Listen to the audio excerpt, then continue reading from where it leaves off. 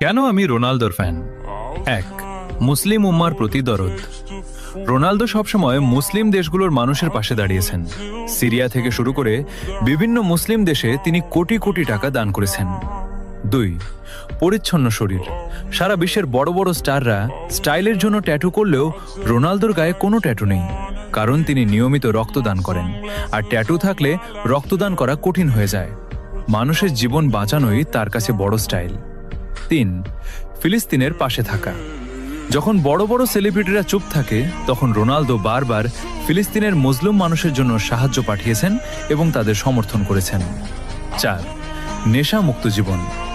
ছোটবেলায় নিজের বাবাকে মদ্যপানের কারণে হারাতে দেখেছিলেন বলে তিনি প্রতিজ্ঞা করেছিলেন জীবনে কখনো মদ বা নেশা ছোবেন না। আজ পর্যন্ত তিনি সেই কথা রেখেছেন।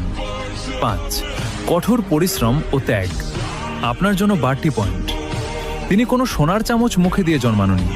অভাবের সংসার থেকে লড়াই করে আজ এই অবস্থানে এসেছেন। তার এই নেভার গিভ আপ মেন্টালিটি আমাদের মতো তরুণদের বড় হওয়ার স্বপ্ন দেখায়।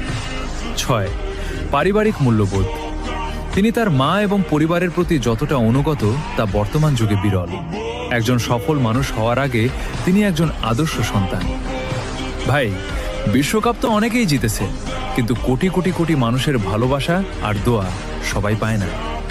ট্রফি ড্রয়িং রুমে থাকে, কিন্তু মানুষের জন্য করা কাজগুলো মানুষের হৃদয়ে থাকে।